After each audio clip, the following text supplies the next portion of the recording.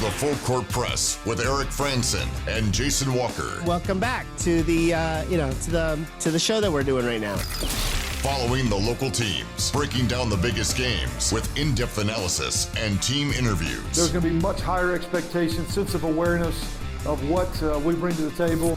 Join the show by calling into 435-752-1069 or text 435-339-0321. It's the Full Court Press. Sproats, answer, yes! Caught! Touchdown! They did it!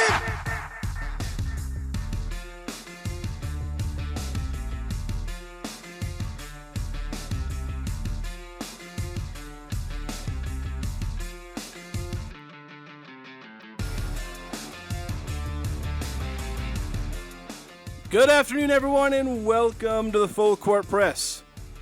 Jason Walker here. Eric Frandsen's in the house. What's up?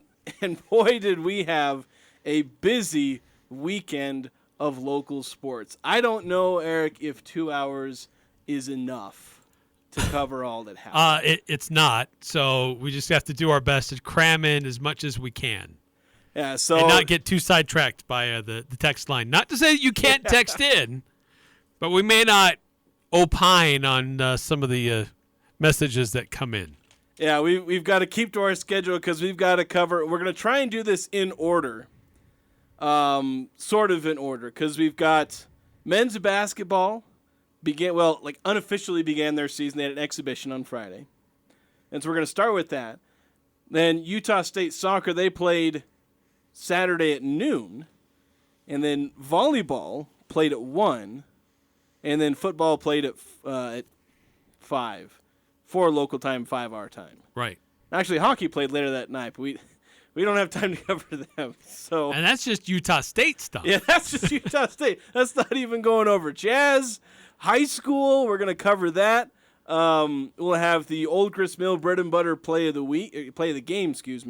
From Skyview. We'll call out for that one in the 5 o'clock hour. Yeah, around 5:20. Yeah, that's what we've been aiming for the last few times. It'll be, spoiler alert, it's the last one of the season. So, last chance to win 4 free loaves of bread from the Old Grist Mill. But, yeah, there's a lot to cover, and there's championship hardware coming to Logan in multiple ways, courtesy of Utah State teams.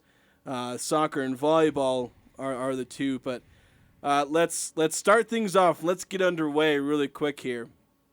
I think we have 2 texts, but I think they're both about football, so we're gonna try and get to those at their appointed time.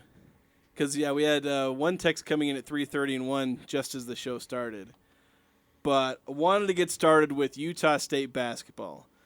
Now, Eric, I know you were a little busy with going down south. I had a chance to watch the game. I was there, did a little recap.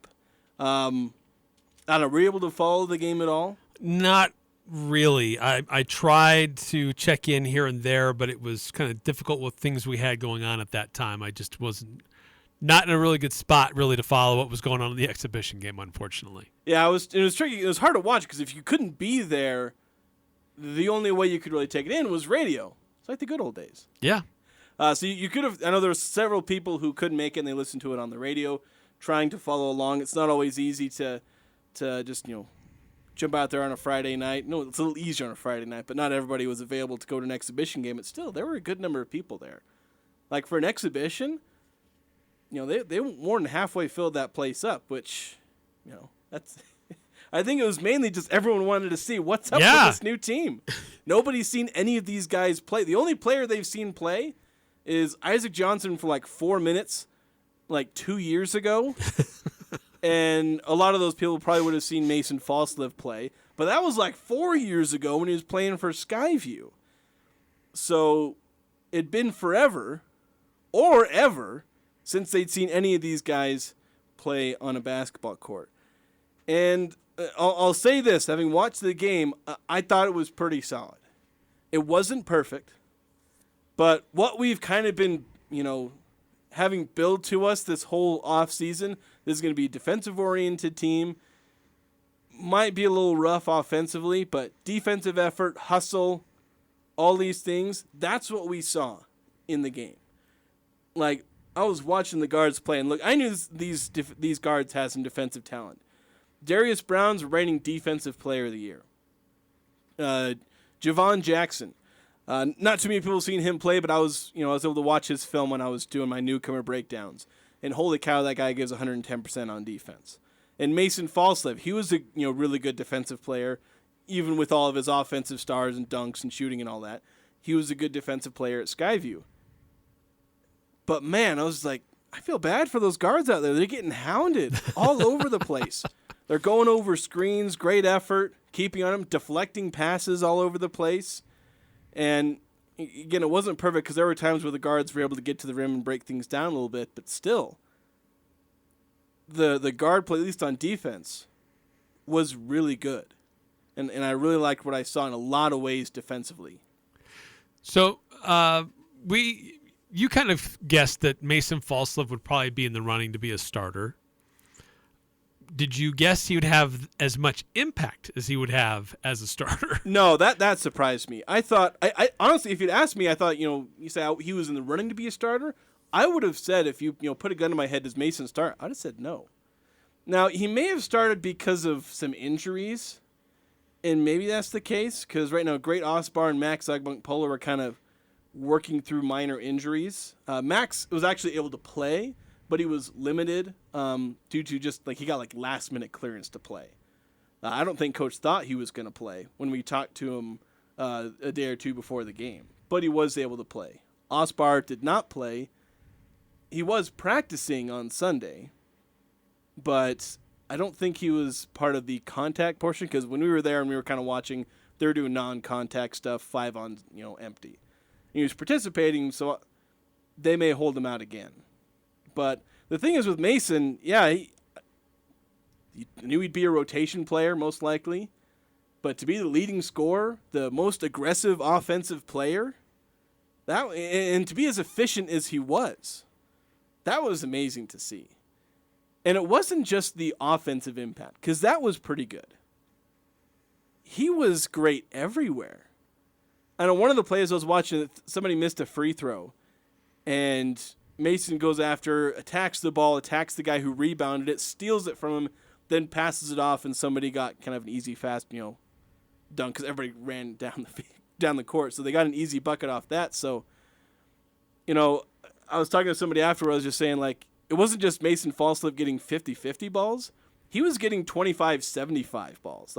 Balls he had no business getting, but he went after him, hustled, got him anyway. And so he was creating opportunities for the team in a number of different ways, and obviously creating for himself on offense, getting the 23 points there.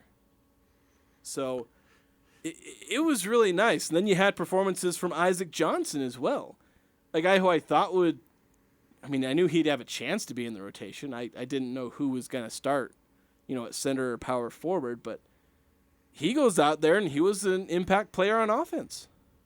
He's showing that shooting stroke he has, not just, going 1 for 3 from 3. And boy, is he confident to take that 3. And it's not just if he's open. He'll have a guy on him who's 6'6". He's like, bro, I'm just straight taller than you. I'm just going to shoot it. So he'll let fly when somebody smaller is guarding him. And I think he's got the green light to do that. Sprinkle talked to his team about, when they're, and he talked to the media after, there's a mismatch, take it. Create some offense when you've got that mismatch. When you're a 7-footer matching somebody smaller, go at it.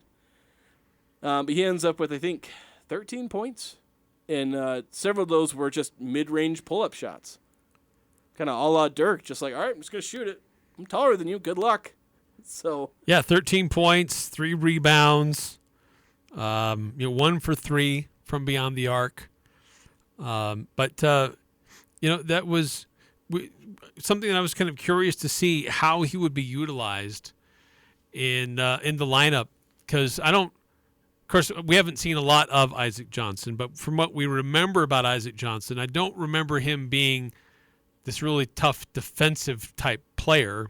He's more of a player you'd see on a Ryan Odom roster, that stretch 5, who would show in the middle but then pull your defensive player out of the paint because he has to come and respect your center and his ability to shoot from 3. But that really hasn't been Coach Danny Sprinkle's mode, at least that we've seen yet. But this is something new, and Coach Sprinkle's kind of playing with it to see how that works with these lineups. Because Sacco's doing a decent enough job anchoring the low post. Granted, it was a team that really didn't have much size to contend with. So that might be interesting to see how that may continue going forward. Yeah, it will be interesting, and I think it's kind of interesting because I think Gray Osbar, when he comes back, he will start. He has to. And Isaac Johnson, I he was technically listed as the center, but I'm pretty sure he was basically playing power forward, and Sacco was playing center. Yeah. Because officially what the lineup is, a lot of times they can just base that off height. Isaac Johnson's the tallest man out there. But I think he was playing the 4 just based off the fact that, he can stretch the floor a little bit more. And, they could switch places anyway. It doesn't particularly matter in a lot of ways. But I think one way it may matter is that when Osbar comes in, he would probably start, and then you'd probably put Sacco on the bench. And I think Osbar and Johnson can create a wonderful offensive dynamic where, with those two, Osbar can feast in the post, Johnson can pick and pop, or he can pick and roll a little bit. So I think that's something you'll see whenever Osbar does come back. It may not be till Bradley or even beyond, depending on how bad his ankle injury is that he suffered. I think it was a couple weeks ago. So we'll see how it goes. But Danny Sprinkle is going to be doing a lot of tinkering with this lineup. I don't think we're going to see the same starting lineup tonight that we saw on Friday. And I say that because Danny Sprinkle pretty much said as much in his media availability. It's like, I don't think so. Maybe it could, but there will probably be some alterations. Now, who goes to the bench and who comes in? It's anybody's guess. Because it could be Max Agbunkpolo, a guy that I probably figured would start, but probably didn't just because of returning from injury. But if he comes in, any one of 4 players could be pushed out of the lineup if Agbunkpolo comes in. Not because he's directly filling in for that person, but if he came in for Josh Uduje, in that case I guess nobody that would send Uduje to the bench. Or if he came in for he come in for Mason Falslev, but that would push Uduje to the 2, and so he could come in for Isaac Johnson or Khalifa Sacco, and it's Agbunkpolo would play the 3 or the 4, but like I said, you could pull out any one of 4 players and then just fit Max in there. And Great Osbar the same way, if he's back. And they decide to put him in the starting lineup. Any one of 4 players with Osbar is probably coming in for Sacco. But like I said, there's a bunch of different ways that you could tinker with this starting lineup,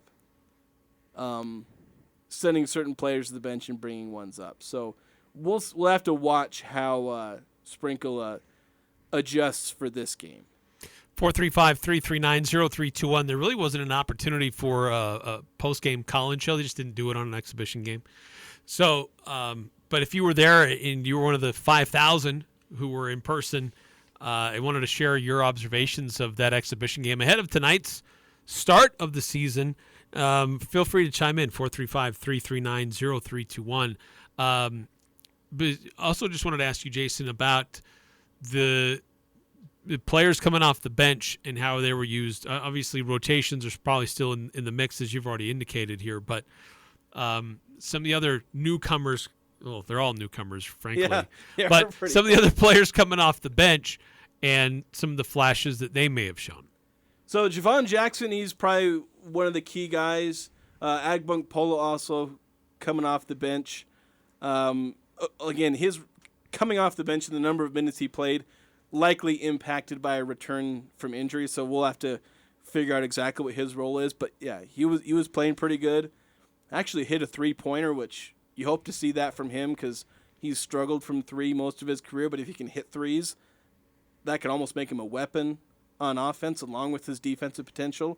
But Javon Jackson, he's kind of that backup point guard, and he fills in a lot. When Darius Brown goes to the bench. Every now and again, Darius Brown hardly went to the bench until the end of the game. He played so many minutes. But Javon Jackson is that that backup point guard, and he'll be used in that. He may play with Darius Brown and even with Mason Falslev.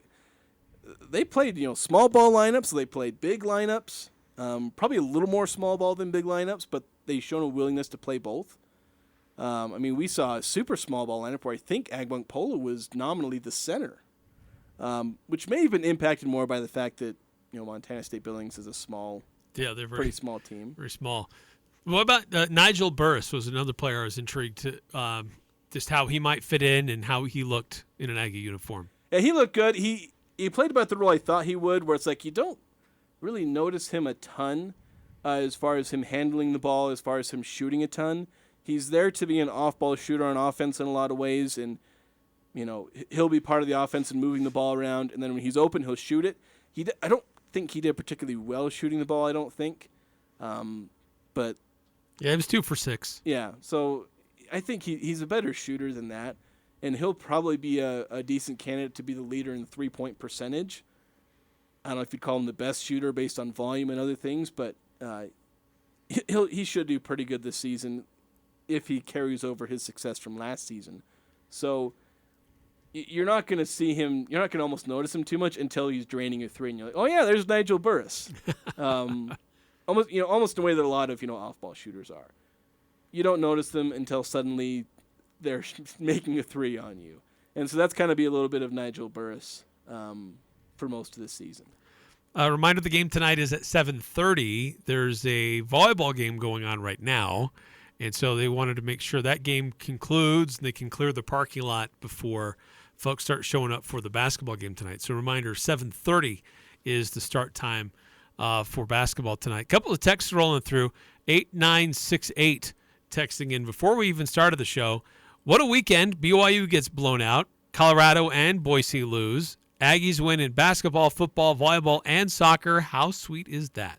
It was a busy weekend. I don't know if there's a mode on the A on the tower for like extra blue. They kind of needed that mode for how much winning was done. Like I said, 3 wins, 2 of which either guaranteed a share of a Mountain West title or outright won a Mountain West title. 2 of those wins had championship implications. Then obviously football getting an overtime win, and then basketball on Friday. So there was a lot of winning done. Lots of winning. 8084. When's the coach going to figure out that Cooper is the better quarterback by a long ways?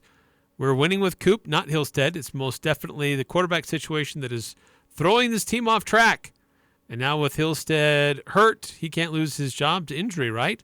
So we're going to go back to losing when coach starts him? So we'll talk about this later, but I will say, just to answer the text, the news we got from the media availability earlier today is that Cooper Laga is the starter going forward. Yep. Coach made that clear. This is Cooper's offense to finish out the year. Yeah, so it has nothing to do with Hillstead's injury or availability.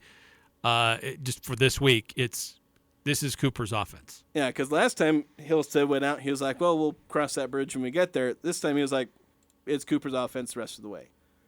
And then Cooper found out just as he was walking in for I asked him, I was like, hey, what's it feel like being a starter? He's like, oh, I just found out. Like, as they're switching places in media availability, he was like, oh, by the way, Cooper, you're a starting quarterback the rest of the year. Oh, okay. Interesting way to let him know. Yeah. 7241, hey, heard you guys have a slow news day. How about you give us a lecture on an interesting historical event or scientific discovery? I could talk to you about the Caesarean Civil War. No, we're not.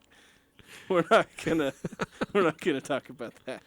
9315, not happy with the last 3 minutes of regular time in the football game. Looked like the coach was playing not to lose. We were a team that plays best when we hurry up and go.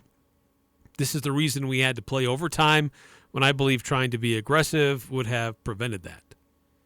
Yeah, I think Blake Anderson, one of his biggest weaknesses is playing with a lead. At least since he's been at Utah State, I've not followed a ton of his accomplishments at Arkansas State, but just every time it feels like it's close and the Aggies have a lead, they really struggle to hang on to that. They couldn't do it against, they technically did it against UConn, but they got lucky. But they left the door open. Yeah, they let him score what in 99% of cases is a game-tying touchdown to send it to overtime, but Ike Larson be Ike Larson. And then Fresno State give up a late touchdown. Heck, they get James Madison. And granted, they had tied that game, and then James Madison goes ahead. The Aggies didn't have a lead in that game, but struggling in the clutch. As I said, Fresno State late touchdown. San Diego State, again, allow a drive. Well, they allowed, 10 points in that fourth quarter to let them tie it up. They had a lead, and things had been going pretty well with Cooper Legas, and then they just seized up for a minute there. Yeah, Utah State really doesn't have a 4-minute offense that they execute very well. They've had drives that have taken much time off the clock, but generally they operate better in a 2-minute offense mentality, and that's how they are all game. And when they need to try to do a string things together, take time off the clock type of situation, that's out of their normal.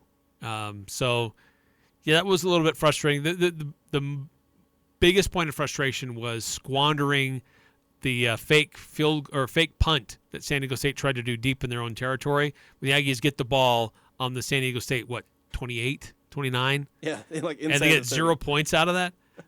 That was super frustrating. That's when they could have put the game away definitively. They get pushed back. I mean, they got the grounding call, which was questionable if that should have been called or not. But yeah, it was called. But that was the biggest point of frustration. Not that the style of offense. I was okay with it to try to chew up clock and make it tough for San Diego State. But yeah, they do need to get better and find ways to string together plays, staying inbounds, running the ball, mix of passing as well, but passing where you're staying inbounds to chew up clock and move down the field. Yeah, we're not getting, on the driver they got stalled, the one where they end up, punting, having that, bad punt play.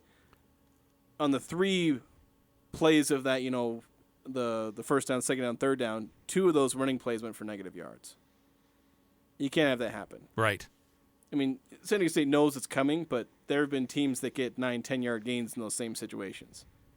But anyway, we got to stay on track here. Yeah, yes. We got to take a break, and when we come back, we're going to talk Utah State soccer. We're kind of going in order of when all these teams were playing.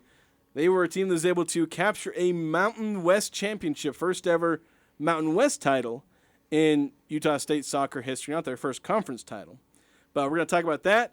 They qualified for the NCAA Tournament, and earlier today, they had the selection show where the Aggies found out who they're going to play, and I believe it's going to be this Friday. Unofficially, I heard it was Friday, but I don't think they've made it official yet. But we'll talk about that coming up next here on the Full Court Press. This is Ryan at My Mattress. Life is good. Life at My Mattress is good too. Why might I say that? Because today is a good day to slay a Goliath. The other day I went into a mattress store here in Logan that has 2,500 stores across the country. I'd say that's a Goliath. We were 20% less expensive on every bed that we both offer. We may not have 2,500 stores, but we are #1 in Cache Valley. Better product and better prices. Isn't it time to sleep exceptionally? Only at My Mattress. For more than a century, couples have shopped at S.C. Needham Jewelers. Known for a large selection of beautiful diamonds, we now have both natural and lab-grown diamonds. You are sure to find a diamond engagement ring that will fit your budget. The possibilities today are endless as you select the perfect ring. Show her you'll cherish her forever with a diamond, either natural or lab-grown, from the store where Utah gets engaged. S.C. Needham Jewelers, middle of the block, at the sign of the clock. Hi, this is Ashley with LSS Insurance. Looking for Medicare coverage that offers you more? Now is the annual enrollment period. Time to compare all your Medicare options to get the benefits you want. Call 752-9493 and we'll walk you through all your options. There is no cost to work with us. We will help you access the benefits that are important to you. Call LSS Insurance at 752-9493. Adams Wealth Advisors is proud to announce that they've been named as one of the best financial advisory firms in the country by USA Today. Start maximizing your wealth potential with a team of experienced advisors who specialize in working with high net worth individuals. Let Adams Wealth Advisors help you achieve your financial goals with a personalized approach to investment management and planning. For more information on how Adams Wealth Advisors can help you achieve your financial goals, go to adamswealthadvisors.com. That's adamswealthadvisors.com. Prodigy Brewing is the perfect place to meet up with family and friends this holiday season. Whether you're sipping on a carefully crafted brew, enjoying a delicious juicy burger, or biting into a sizzling wood fire pizza, Prodigy Brewing is the place to be. Come in for Trivia Tuesdays or with friends and family to celebrate the season. Voted best craft beer and bar and grill in northern Utah. Cheers to making unforgettable memories at Prodigy Brewing on Center Street in downtown Logan. Prodigy Brewing, extraordinary service and family friendly. When it comes to home care, it's important to know you have a choice. If you or a loved one is in need of hospice or home health services, remember that Primrose Home Care and Hospice believes in treating the patient as well as the problem.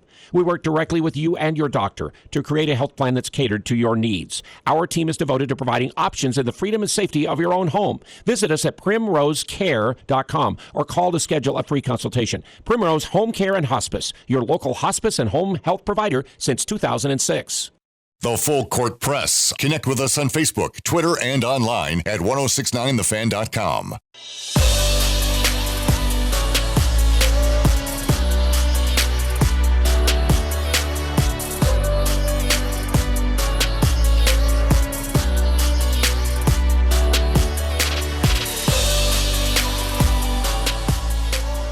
Welcome back to the Full Court Press. Jason Walker, Eric Frandsen. We got championship hardware coming back to Logan, Utah. I was actually able to see that hardware earlier today. I was up in the West Stadium Center as Utah State was finding out where they're going to go play in the NCAA Tournament. But getting ahead of myself. We need to see how they got there first. Yeah, so you had Utah State playing in the Mountain West Championship game on Saturday. We detailed their semifinal win over Boise State last week, but that obviously earned the Aggies a chance to play Colorado State, the Rams upsetting San Diego State, who were the number 1 seed in the conference. And then the Aggies, playing a close, tight game, not allowing any goals, as is what they've done most of the year, 0-0 throughout most of that game. And then in the 78th minute, they get a goal from Kate Christian. And I don't have the audio for that goal. It wasn't her first in the tournament. Yeah. And what was it? Her second or her third game-winning? That was her second game-winning goal in 3 matches. Would have been her first in the tournament because the Aggies only had 2 goals the entire tournament. Yeah, I guess that's true. They had Whitney Lopez, who scored the goal in the semifinal. So Christian scored the lone goal against Boise State in the regular season finale. Yes. So here's the goal. Okay, I went and found the audio. I knew where to find it. Here's what that goal sounded like. It was on a counterattack for the Aggies, and here's that goal that Kate Christian put the Aggies in front in the 78th minute of the championship game against the Rams. To defend that. Back live, opportunity again. This is Christian, the shot, and a goal!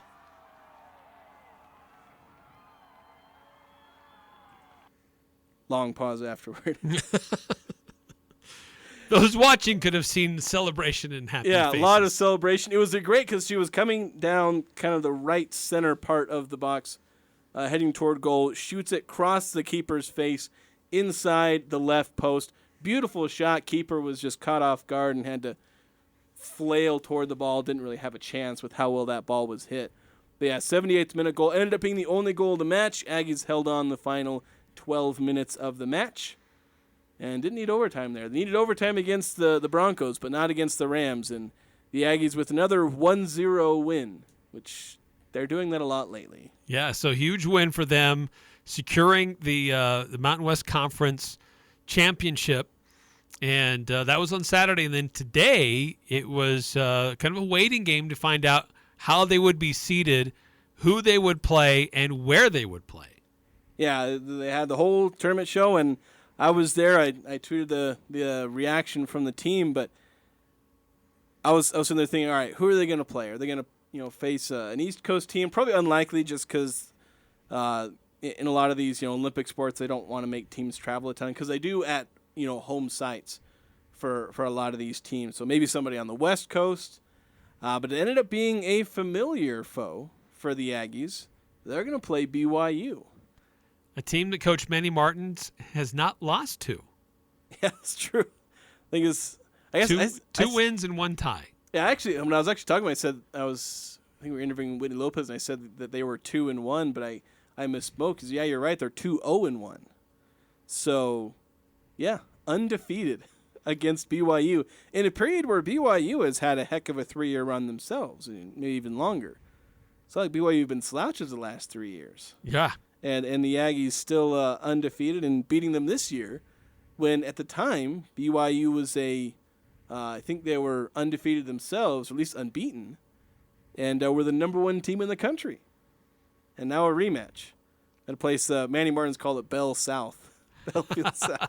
I don't know if BYU's field is also named Bell Field. I don't know if the same people donated or different people named Probably Bell not. donated. No, Chuck and Gloria Bell. The Chuck Bell was administrator up here at AD. Yeah, can't imagine he also donated there. Yeah, I don't think so. But, yeah, that game will be on Friday. It'll be at 6 o'clock at BYU on their South Field is where that will take place. But, Jason, you had a chance to talk to the coach and to some of the players today when they got the news. Yeah, so here's Manny Martin's afterwards, just the interview we had with him up in the West Stadium Center. Okay, Manny, talk your thoughts about going into the big dance for the first time in 11 years. Oh, I mean, it's exciting, right? This is what our student athletes came to Utah State to be able to accomplish. This is what we've worked hard since the beginning of our preseason. It's not something we talk about constantly, but it's the given. That's the goal, and I think they're a deserving group who've worked hard throughout the season and have grown throughout the season. And I think that at this point we're certainly a team that belongs, so we're happy to be a part of it. So what's that initial feeling? You think maybe you're going to play a team from the East Coast or wherever, but it's BYU. It's a team you've faced plenty of times the last few years, beat them a couple of times too. Like, what's that first thought? Oh, it's them again. Yeah. I mean, if I'm honest, there's a part of me that thought that was going to happen. Historically, when Utah State's been in the tournament, that's who we played. But you know what? It's exciting. It's because that tells me it's going to be a great game. I know it's going to be a great energy. They're going to have fans there. It's close enough that we should have a lot of fans there. I think it's great for the state of Utah, and we're going to come in with the right mentality, which is like we do in every game. We're going to try to find a way.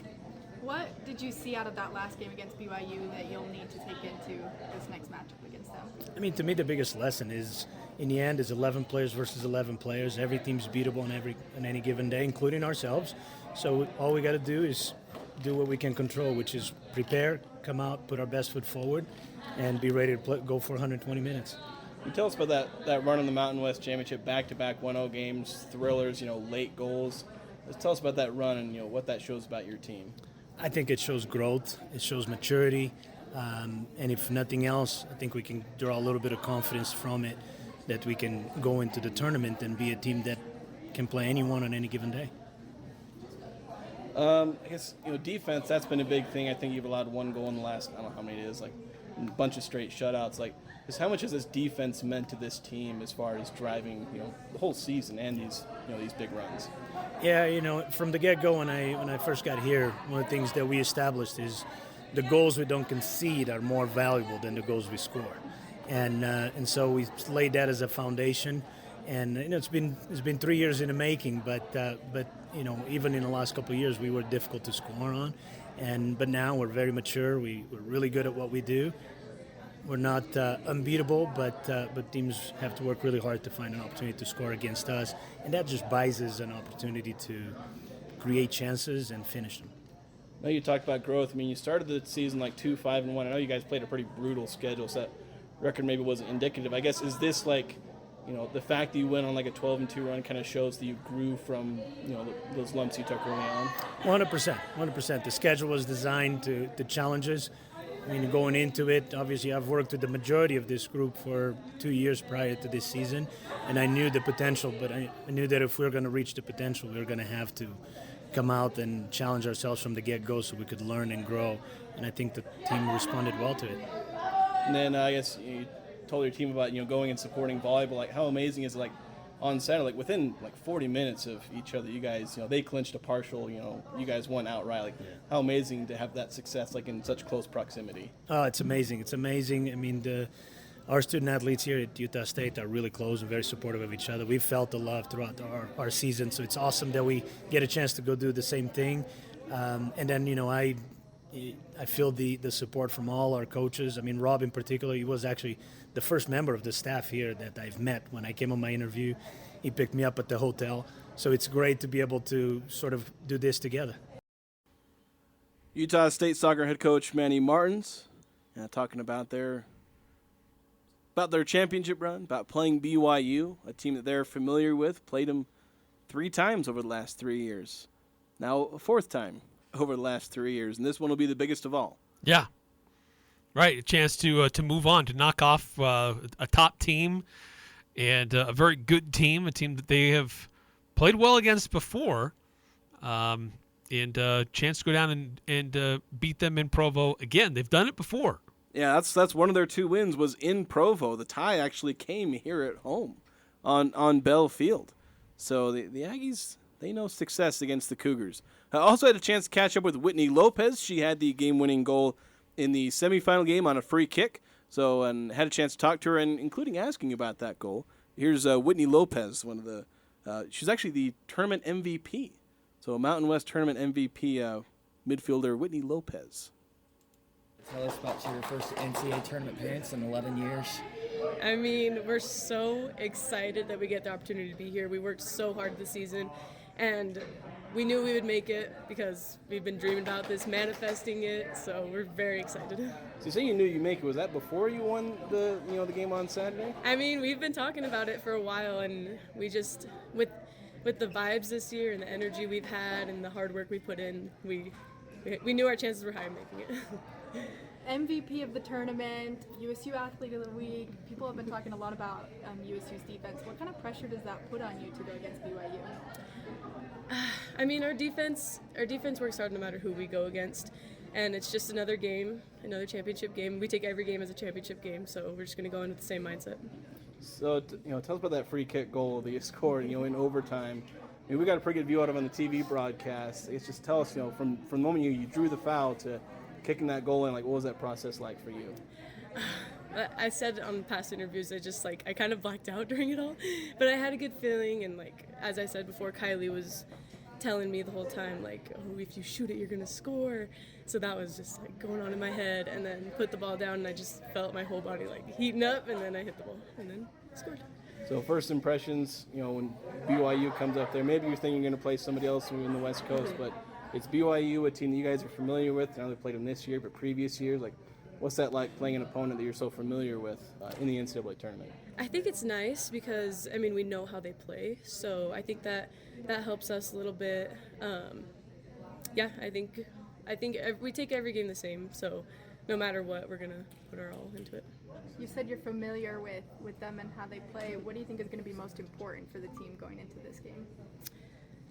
I think just everyone connecting and just doing our thing like we always do.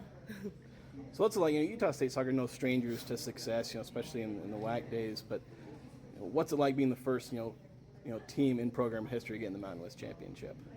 It feels so good. We're all so happy and proud and so blessed to have the teammates that we have this year and past years. We have a lot of our alum that has helped us so much, and our coaches and everyone just putting their all in. It feels so good. So, BYU, they've been pretty successful the last few years.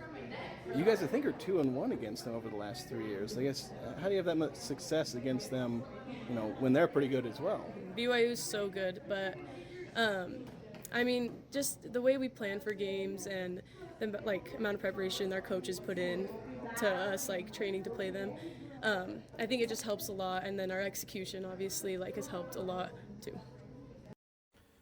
So that's Utah State midfielder Whitney Lopez reacting and asking questions after Utah State makes the NCAA tournament. They knew they were going to get there and I guess they felt they knew they were going to get there anyway, but once they won that game against Colorado State, they were a lock. They were guaranteed to get in with the automatic bid. Playing against BYU, the 1 seed, or one of the 1 seeds in the bracket. Kind of a stiff opponent for the Aggies to be facing in the first round given how good they were, but as has been said by a few people, the NCAA doesn't like to make teams travel a long way. So they're they want not super surprising. Yeah, and I think Utah State's faced. I think Manny Martins said that Utah State has faced BYU in the past in the tournament because they're basically neighbors. At least from the NCAA's perspective, they're right next to each other. So, really wonderful stuff from Utah State soccer, and I think hopefully we'll have a chance to have Manny Martins on the next couple of weeks just to talk with him about this whole season and just how special it is. And he talked to the players, after the selection broadcast had ended. He talked about, this group can pretty much do anything. They've proved that anything is possible, and they have, if nothing else, they've already done something special. And so just great stuff from this team. And getting some recognition for their work, as you already mentioned, that some post-tournament accolades coming to Utah State players. Whitney Lopez named the tournament MVP. Also, a couple other Aggies on the all-tournament team. Graduate goalkeeper De'Ara Walton, junior defender Abby Simmons-Wykers, and sophomore midfielder Caitlin Richens also recognized. So awesome season for Utah State women's soccer. They've got one more and hoping for more than that even, but they'll have to go through number 1 BYU Friday at 6 in Provo to advance. All right, we're going to take another break. We're going to switch gears again, talk about Utah State volleyball, who's actually in action right now. They clinched a share of the Mountain West title, but they're trying to clinch it outright. We'll talk about that coming up next here on the Full Court Press. You can feel the holidays are near. Get your appliances repaired and ready. This is Jay with Daryl's Appliance. Save $15 off your appliance repair for a limited time. Find the coupon on our website. Did you know Daryl's service is risk-free? If you decide to buy new, instead, you can apply your service call to your purchase. Only at Daryl's. See store for details. Get the best in appliance repair at Daryl's. Your first and last call. Find us west on Airport Road. Open until 6 p.m. on weekdays, 5 on Saturday. It's that first kiss, that moment in time. This is Jarek from Jarek's Fine Jewelry. Everyone knows us as an engagement ring store, but not everyone knows about everything else we do. Custom design, our in-house laser jewelry repair. We offer fashion jewelry, charm bracelets, necklaces, earrings, birthstone jewelry, watches. We love people to just look and make a wish list. Stop in and say hi. Jarek's Fine Jewelry. Make it special, make it Jarek's. She was there for you on your first day of school, and all those special moments since. Now, Mom needs you. When Mom or someone you love needs home health or hospice, give them the care they deserve. With core values of character, experience, and trust, see why we have been voted Best of Northern Utah. Contact Aegis today, 435-723-9000, or find us on the web at myaegis.com. Security. It's the most precious thing you can give your home, especially if it's guaranteed. No cheap locks, no weak keys, no inadequate hardware, just the expertise and precision and security. Beezer Lock & Key believes there's no place like a safe home, and no home safer than one secured by them. It may seem they only sell locks and keys, but what they really sell is peace of mind. Search Beezer Lock & Key or go to 4th North and 1st West and just add confidence. It's a bird! It's a plane!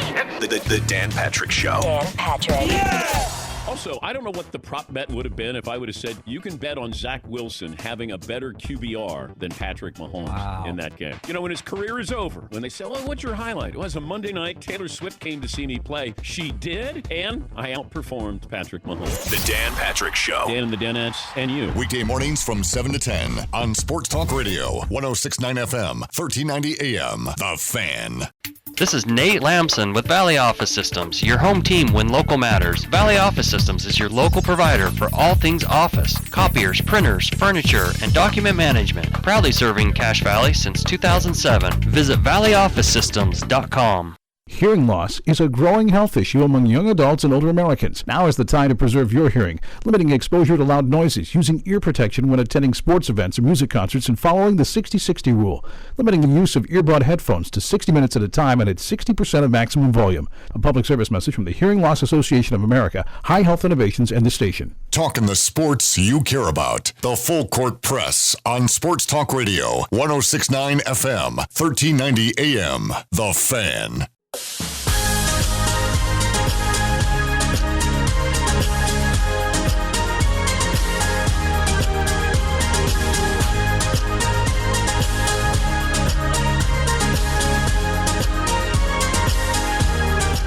the soccer team as well. We reached out to them as a unit and just think Manny's done a phenomenal job. Extremely proud for what those ladies and his staff have accomplished.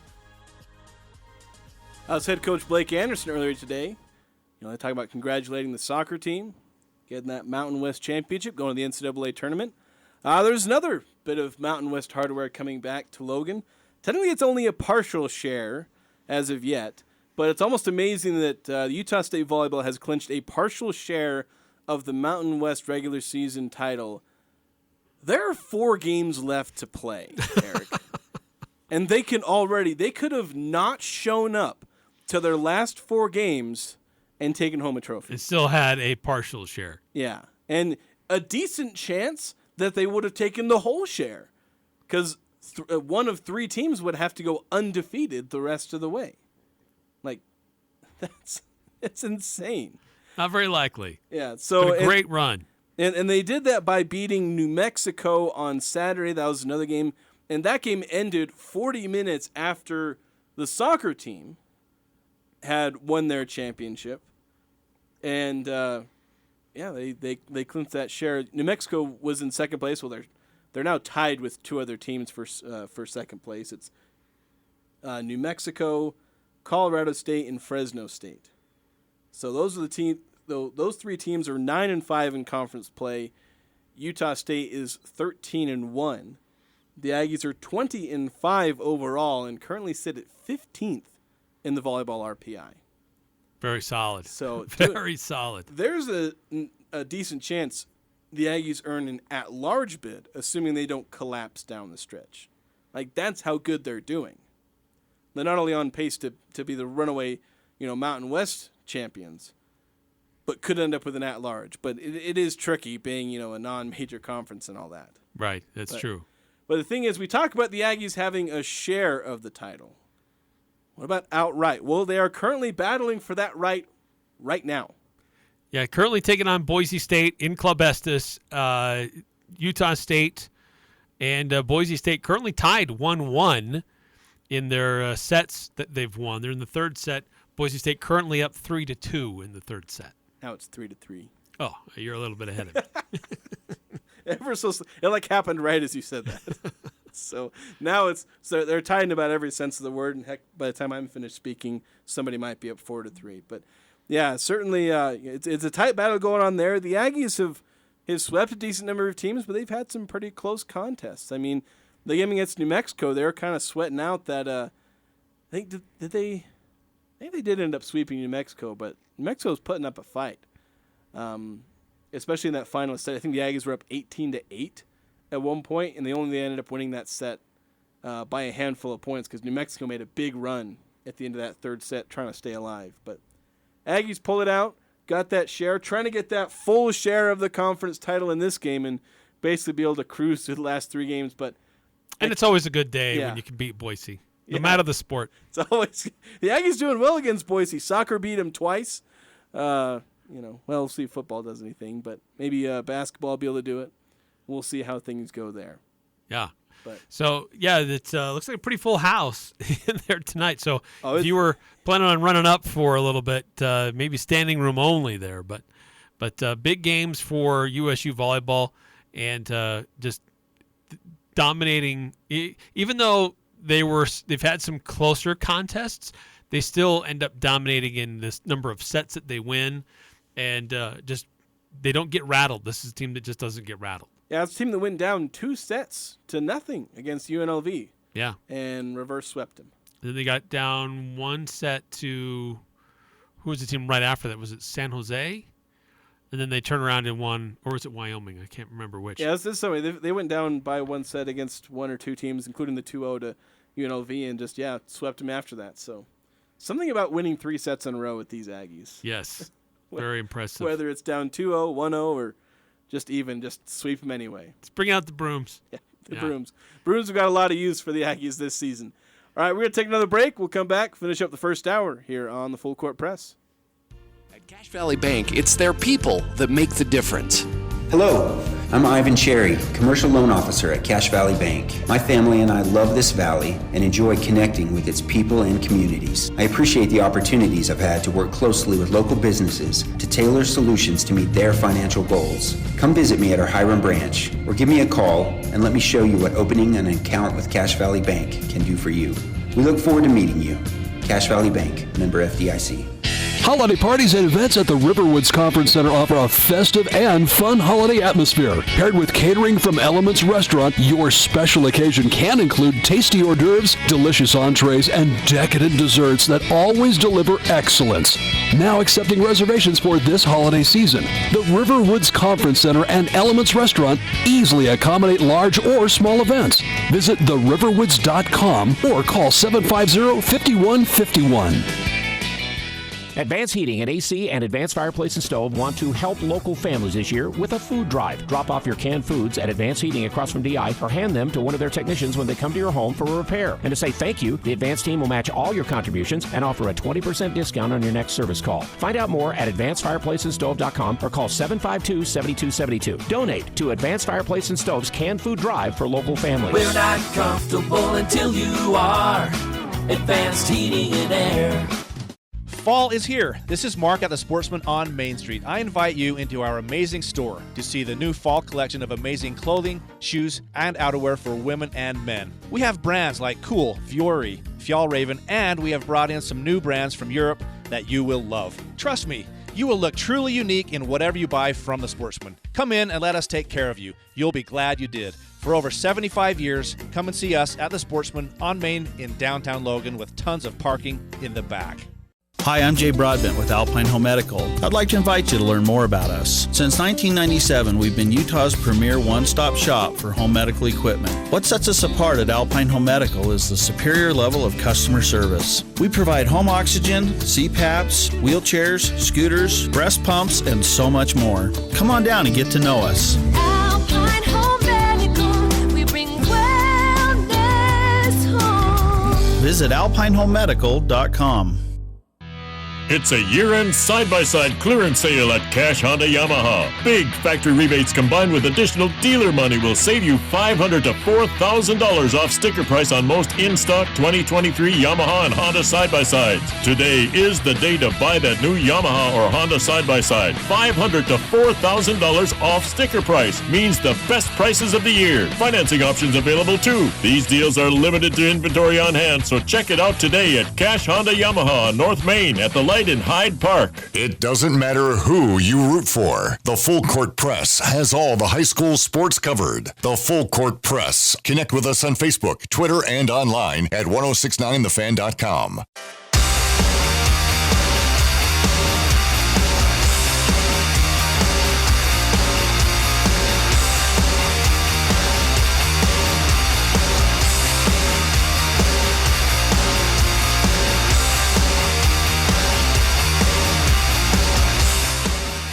Your local Napa Auto Parts has what you need to have your car ready for the quickly approaching winter. You can get more cranking power with a Napa Legend or AAA battery. You can save on silicone wiper blades from Trico and Rain-X. Napa Auto Parts, ready to help at your 5 locally owned Preston to Providence locations. For a couple minutes, I want to talk about the Utah Jazz, talk about busy weekend, and we've only just gone over and lightly touched on a lot of the Utah State sports. Probably could spend a lot more time on each of men's basketball, soccer, and volleyball. But I want to talk about the Jazz partly because a bit of housekeeping. It will cut into our show slightly. Tip-off is at 6 o'clock. Jazz are at the Chicago Bulls today. Mm-hmm. So that game's starting at 6, so they do pregame at 5:50. So we'll basically, it'll slice off the last segment and a half of our show, essentially. So not only did we not have enough time in 2 hours, we don't even get 2 hours. We don't even get a full show. Yeah. No, but Utah really struggling. I mean, looked like they might have been able to figure a few things out against Orlando, but then couldn't hang on. They were competitive at Denver, but not enough against the reigning champs. They've had the victories over the Grizzlies, who are really, really bad. And they just barely and got surprisingly over the Clippers, which are pretty good. But outside of those few games mentioned, the Jazz have been embarrassed a lot in this early season. Yeah, they've not looked good, and a lot of it has to do with things that their guards are not living up to anything what we were hoping they were going to at least kind of be. We were already worried about how those guards performed, the lack of playmaking, at least as far as passing and overall playmaking. They can all score, but not this year because they're all shooting terribly. Yeah. It's Colin Sexton's not shooting too bad, but you look at Taylor Horton-Tucker, who I think against the Timberwolves, he played, 24 minutes and took 20 shots? So, confidence. Yeah. Yeah. Not good shooting, 'cause I think he only made 6 of those shots. But the confidence, Jordan Clarkson not shooting particularly. I think both of those guys are shooting under 40% on the season. So, I think I was doing the math. The whole guard lineup, including Keontae George and Colin Sexton, has an effective field goal percentage of 45, which is bad. It's not good. It's a horrible effective field goal percentage. Markkanen last year in his 2 times against Chicago, 32 and 28. It's a team that he used to play for. So we'll see how he plays tonight. Hopefully he can carry the Jazz to a victory. Yeah, maybe cold revenge. He's already played him a few times, but always nice to play the team that drafted you. I'm Dan Patrick, and this is Above the Noise. The USC Trojans are essentially 2 different teams. On offense, they look like national title contenders, averaging over 45 points per game. But on defense, the team has been a revolving door, allowing just over 34 points a game. That's not a viable team makeup in today's college football landscape. And this weekend, USC appeared to finally hit its boiling point. The Trojans' offense looked great against number 5 Washington. USC's defense was terrible. They allowed over 570 yards and 50 points in a loss to the Huskies. That would lead to the Trojans parting ways with defensive coordinator Alex Grinch. Grinch has been with the team as their defensive coordinator since Lincoln Riley took over in 2022. And after allowing 47 points to Utah in the Pac-12 title game, 46 to Tulane in the Cotton Bowl, nothing has changed. The Trojans look to have their work cut out for them as they move into the Big Ten next season. I'm Dan Patrick, and this is Above the Noise.